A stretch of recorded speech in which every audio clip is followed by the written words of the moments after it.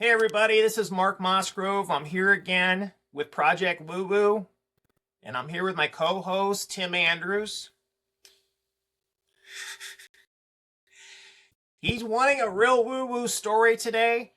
This is kind of not a scary woo woo, but it's kind of like a strange woo woo, kind of like a what just happened there kind of woo woo.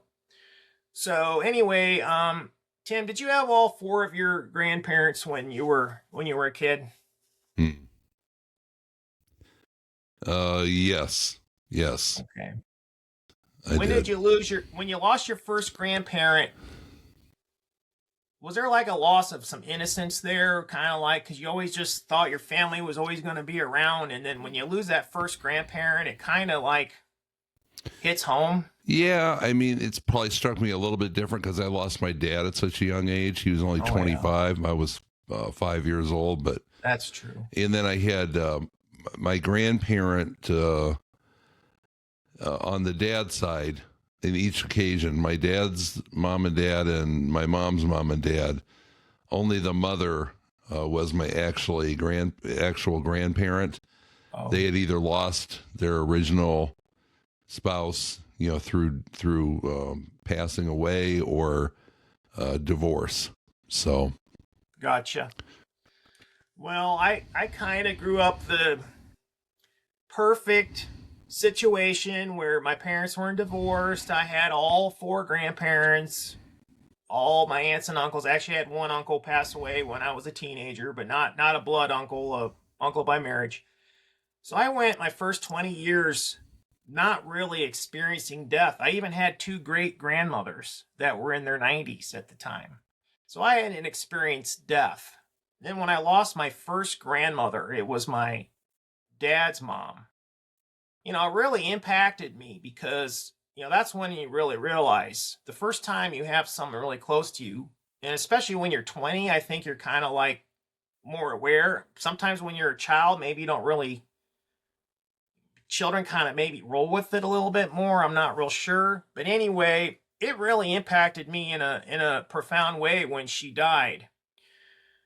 So after she died, long story short, my grandfather, actually, they both had been in the hospital at the same time. And my grandmother died in the hospital with my grandfather in the same hospital across the hallway.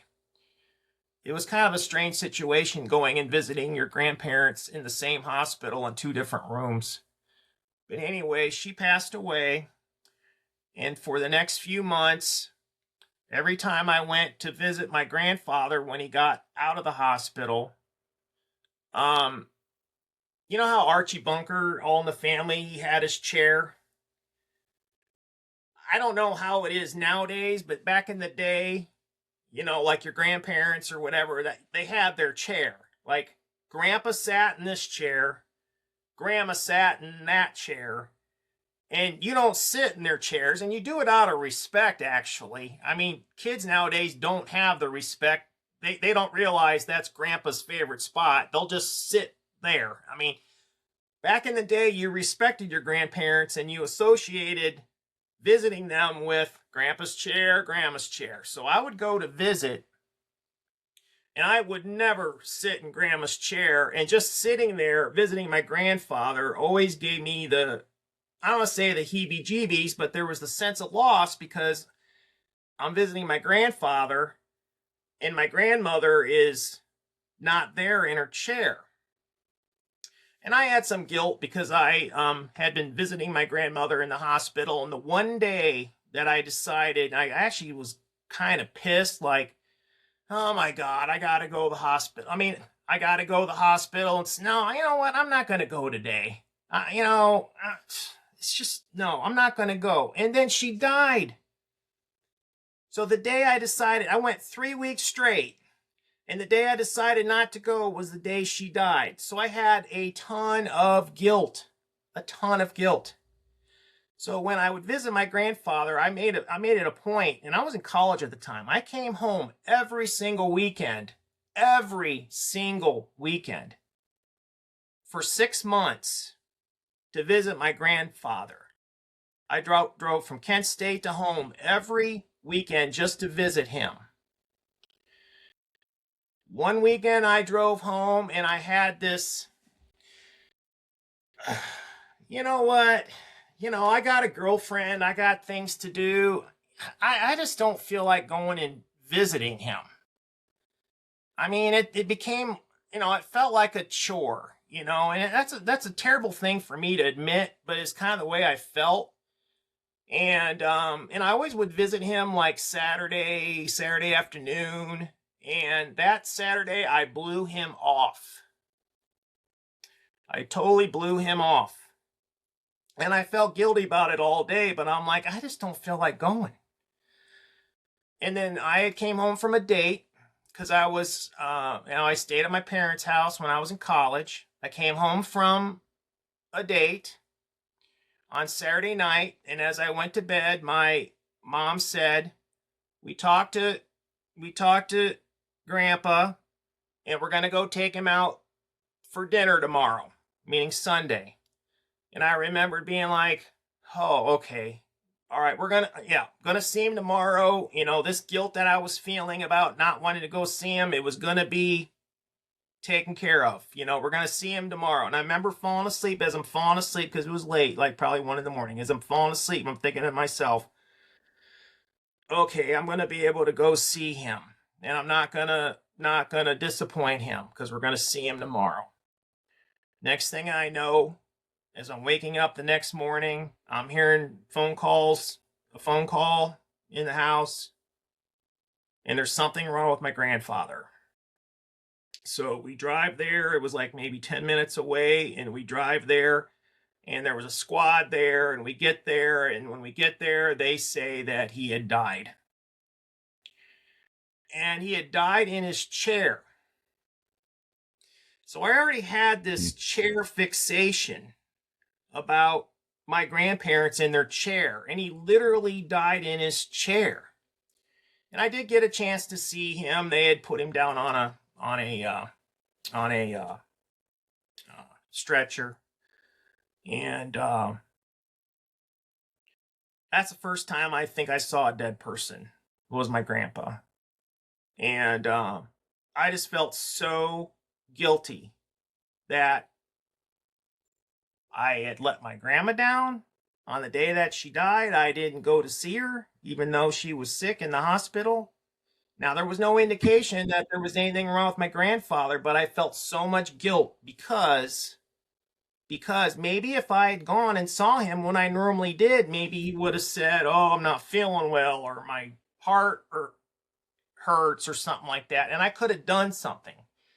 So I literally felt like I was responsible for his death, because I would have been the last person to see him if I visited him and then he had still died in his chair. But he had died at some point that evening. I mean, literally, he might have died, and I might even have been there when it happened. So I felt terrible. Just this tremendous guilt. So my family, they started cleaning out the house and getting rid of things, and the typical things that you do when the people are now passed away. And my uncle, he had the same sentimental feelings about the whole chair business, and he said, I want my dad's chair for sentimental reasons, right? So everything else is out of the house, and then when he goes and picks up the chair to take the chair, something falls out of that chair. One little thing falls out of the chair. And that little thing that fell out of the chair was a picture of me as a little boy sitting in my grandpa's lap in his chair. Wow.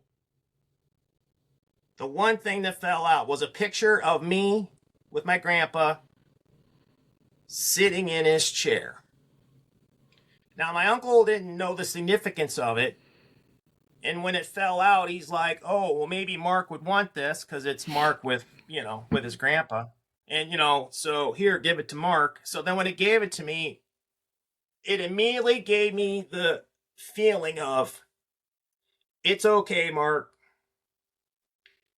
I'll always be with you. Now, that's not a scary woo-woo story, and it's not quite finished. But what are the chances of that happening? It felt like it was a message from beyond. Was it? Or was it a coincidence? I really don't know. But that picture meant so much to me that from 1988, when this was, until all through my adult years, I had that picture up on like in a prominent place so that I could always see it. Then at some point in time when we moved, I lost the picture. And it totally devastated me that I lost the picture. So for a couple years, I was bummed about how did I lose this picture when we moved, because it meant so much to me. In fact, of all the things that I could think of, it might be one of the top 5, precious things that I would never want to lose was the picture with me sitting on my lap with my grandpa, just because of what it meant. So that picture was gone. And I never did find that picture. But here's another really weird thing that happened. My grandpa's sister had died many years later. Her family was going through stuff, and at some point in time, they found some old pictures and things like that. And so they gave some pictures to my parents that had, like, with my grandparents in it and, a few things. And there was one picture that she had. And they're like, well, maybe you'd want this. It was the same exact picture. Back in the day, you would get the Kodak pictures and you'd cut them and there'd be like 8 on a sheet or whatever. They apparently sent them out to family members. So, it's not the same, it's the same, not physical picture, but it's the same picture. And I'll scan it, blow it up so people can see it. But that picture came right back into my life again. Right there. Now, what are the chances of that? And look at that chair. They don't make them like that anymore. No, they don't. That screams 70s or 80s. Everybody had their recliners. But what are the chances that my fixation on the chair with my grandmother, and then my grandfather died in the chair, and then actually when they pulled the chair out, I still came to the house a few times while they were doing things, and every time I walked by where my grandpa's chair, well, both of them, but where my grandpa's chair was, it's like, well, that's where he died. It impacted me. Then to get a picture to fall out of that chair that's of me and him, then I lose the picture, and then just randomly a couple years later, a family member's like, here, you might want some pictures, and it's the same exact picture. That's strange. What are the chances? Well, I'll tell you what's weird. The chances are slim to none. But here's something you'll find interesting. You would think it was the first time, but this is not the first time I've talked to somebody that I know that was directly responsible for killing both of their grandparents. Oh, jeez. Now, the other time it was my cellmate in prison, but no, I'm just, I'm just playing around. Yeah. Yeah. No, it's actually another ripple to the story, since you mentioned it, is I still had my other 2 grandparents. I had my mom's mom and my dad, and my mom's mom and my mom's dad. And your ass showed up every day to go see them, didn't it? Well, well, listen, my grandmother had Alzheimer's. Actually, this is what makes the story even more good. I forgot about this part. My grandmother had Alzheimer's, and it was pretty bad. It got to the point where she was leaving the house. I had one time, as luck would have it, I was in the area, and my grandfather called and said that she was not in the house, and I happened to be close by, and I drove by, and she was walking down busy Route 42, which is a very busy state route, in Yeah. the middle of the winter, in her pajamas, crying. It's amazing that she didn't even get hit. So anyway, she had to go to a nursing home, and I went and I saw her as much as I could. I would probably try to see her once a week, maybe twice a week, or maybe once every 2 weeks at the most. Same thing happened. I started getting to the point where this is an obligation that I'm just kind of tired of doing it. Obviously, I want to see her, but I got so much stuff going on to go over and see her, and then she doesn't remember me anyway, and and it's sad and everything like that. I went like 4 weeks without seeing her, and then she died. Hmm. So then I had that triple guilt that I didn't Wow. see her at the end like I should. Were you the one responsible for giving all of them their medication or what, Mark? No, no. But here's where the story comes full circle. My last remaining grandparent, my mom's dad, I was very close to him, especially in my adult years. There's something really fundamentally strong about having an adult relationship with your grandparent. Mm-hmm. It's different when you're a kid, but when you're an adult, then you can kind of like talk about adult things. Like you're like, let's see, it was 2004, so that I was like in my 30s or whatever it was, right? Yeah, yeah, I was in my 30s. He got sick, and I'm like, this time I'm gonna see him as much as I possibly can. So I saw him a lot in his last days. Now, he had gotten sick and he was in the hospital, and I went down to see him in the hospital, and they said he wasn't doing very good and that they probably would have to call in hospice. But they didn't think that, he was going to be passing away, imminently. There was no signs that he was going to die that day. So I went home, and that was in the morning, and then that evening, I'm like, I am going back again to see him today, and I must. And I feel compelled that if I have to, I am going to spend the night there. Because I am not going to have this happen to me again and have the guilt that I should have been there. So I get to the hospital, and my parents and a couple other family members were there, and they had been there during the day, and he was stable. And since I came, they were like, hey, we're gonna go get something to eat. So they left the room, and I was in there in the room, and a medic came in to give him some sort of breathing treatment or something like that. And in the course of the breathing treatment, he let out this big weird sound, and the medic was like, well, that's weird. And he started to be under distress. So I held my grandpa's hand. And as I held his hand, he died, with me holding his hand.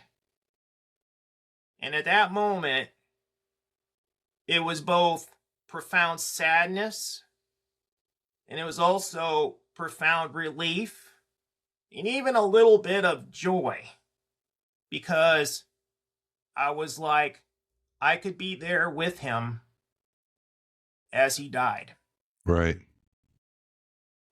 So that guilt in that moment washed away, and it was like there was no way I was not going to be there for my last grandparent. And it just so happened that I just happened to be there. I just happened to be at his bedside when he died. And I got to be there to comfort him as he took his last breaths and passed away. Now, all the relatives that went out to get something to eat, you made them feel guilty as hell, right? Actually, my one aunt acted really pissed because, and in fact, afterwards, without getting into it, because she knew that we were close, and she had to let me know. I was the favorite, meaning her. I'm like, oh boy, there we go. Competition. I just love my grandpa. Now we're getting into some. They were mad that it was me that was there. Wow. Now that just is the surface of the family dysfunction. That's a whole nother story. It happens, yeah. It's just a whole nother story. But his hat, my last grandpa's hat. I don't know if you can see it.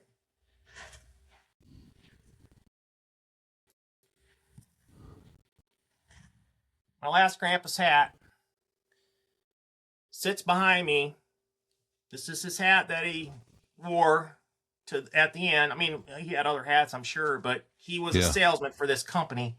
So he wore it every day. And, again, when the family comes in and they're like splitting things up and stuff like that, I said, I only want one thing. I mean, I had relatives going in there, taking appliances and doing this and doing that and taking his musical instruments and didn't care who, just rushed in and got what they wanted. It was disgusting. I wanted one thing. I wanted his hat. Because that was the closest thing that I could have of his. Yeah. Because it was so personal. And everybody else is like, it's just a hat. So all you family members that got stuff from Grandpa's house, how much of their stuff do you still have left? Hopefully you do. But I got Grandpa's hat. Or it's forgotten in the attic or something, right? Yeah, so that's my story. It's not a scary story, but it is a strange. I wouldn't even necessarily call it a paranormal story, but what are the chances of all of those things happening the way they did? To me, it seems like more than just random chance. More than just a coincidence. Feels like it. Yeah. Because all these things. I'm going to tell you something. I'm getting old, Yeah. The old ticker, I'm having some issues there. I do expect you to keep in touch with me nearly every day. And if something happens to me, it's my fault. It is your fault. But here's the good news. If something did happen to me, we could continue to do this podcast together. This is true. It is the Woo Woo channel. It is Project Tim, Woo Woo. I'm going to challenge you right now. Let's come up with something that we'll do as a sign when something happens to us. If there is any possibility of leaving a message, and you don't have to say it right now, but we will come up with, for our viewers, because we need to do a best of, even though this is a quick, a channel that hasn't been out very much, we need to do a best of, because we had a story of someone saying, if something happens to me, I'm going to give you a message. And right. Remember that was a weird one. Yeah. The shower. Yeah. The guy that came in the shower. The ghost that visited someone in the shower after he had said, if something happens to me, that's what I'm going to do. Yeah. You guys need to watch that one. That one was called something like, Don't drop the soap. Don't drop the soap. Ghost of soap on the rope. On a rope. That's what it was. But you can just say, hi, I'm Mark Mosgrove, and I'm here today with my co-host, Tim Andrews, and it could just be you in the room. I'll just show your empty chair. There you go. And I could do a Clint Eastwood, and I could talk to the empty chair. Oh, okay, Tim. Oh, yeah. That's pretty smart, Tim. That's great. We'll just keep it going. That's a great episode. We'll have to come up with a sign. My wife has a story, and someday she'll share it with her mother who passed away, where a few things happened after she died that are kind of inexplainable. unexplainable, excuse me. And someday we'll get her on here. But those coincidence kinds of things that don't, that you, on the one hand, you're like, it's a coincidence. On the other hand, that just is like too weird after people die. Those are good stories too, because it's just like, how do you know? Was that really a message? Yeah. Were you looking for the message and now you're looking for it? But gosh, having pictures of your sitting in your grandpa's lap when you had all this association about your grandpa in his chair, and it falls out of the chair that he died in when the chair's leaving. Yeah. I mean, that's a pretty big That's pretty that's a bizarre. pretty big coincidence if that's what it is. And that's what this channel's about. Project Woo Woo is unexplained things, no matter what they are, whether they're spirits or UFOs, aliens, Bigfoot, psychic phenomena, any of those things. It's there's so much out there that's unexplained. So there's really no boundaries here. Anything that's different and unexplained is something we are more than open to discussing. Which is why we want other people's stories. This channel is going to take off the more people's stories we get. So why don't you be a part of it? If you've got a story, and maybe as we share our stories, you'll think to yourself, oh yeah, I had this happen to me. And maybe you hadn't thought about it in a number of years. So if you do have something like that, you can email us at share@projectwoowoo.wtf. share@projectwoowoo.wtf. Do you have anything else, Tim, or are we going to sign off? We want you on the Woo Woo crew. Yes, we do. Come and join us. Right. We're getting some great stories, and it's always good to talk to real people too. I mean, we've talked to psychics and psychologists and authors and all these experts and things like that, but there's nothing like just talking to good old, the old grassroots people that have some different strange stories to tell. And and I was told everybody has a story. Mark was too. It's either your story or it's somebody else's. And, don't be embarrassed to talk about it. If it happened, it happened. Get it off your chest. And usually when you're in a group environment and one person tells a story, it might ring a bell. And, I talked to somebody about the vivid dreams or being able to fly in dreams or something in a group setting. And then a couple people opened up about it. They thought, they were crazy, that they were the only ones. So, yeah, I guarantee you it's comforting to know that you're not the only one that experiences these kind of things. So somewhere along the line, there are explanations for it. But, we may never know what they are here, but it's good to hear them and get them out there. And then we have other people that will tell, similar stories. So if you or anyone else does have a story, we would love to hear it. We sure do, and you're going to get a good conversation with us, and we're not going to judge. We never do. And be prepared for us to ask you questions, because that's what the whole channel's about, to really dig into what your story's about. And it's not sour and dour. I mean, our motto is we have fun, but we don't make fun. Right. So, if we can't laugh along with you or what have you, that's definitely not our intention to cross that line. We want to have fun, but not make fun. So, don't be afraid to come on and kind of give us those experiences. And I mean, just in the short time that Mark and I have been doing this, we've heard a lot. Yes. Some things that really have blown our mind. So yeah. It's not for us to judge. It's just for us to listen and hear what's out there. And, different personalities, different stories, different categories. It's pretty amazing. We'd love to hear yours. Yeah, we've had some good stories, even with us being small potatoes just starting. I just can't wait till it grows and we get a little bit more of a following. I'm sure all kinds of interesting, compelling stories are going to come, and you can be a part of it. Again, share@projectwoowoo.wtf is the email address. Just send us your story idea, or if there's something that you want us to cover, we can do that for you too. Thank Tim you, is doing Mark. his Gavin Newsom impression right there. All How could you righty. possibly? You don't see how I have my legs crossed. If I had my legs crossed like that, I'd be in a full body cast for 8 weeks easily. Yeah. Yeah, he's very animated. So, all right, thank you guys, and have a good day, and we'll see you again around the galaxy. Bye. See ya. Bye bye.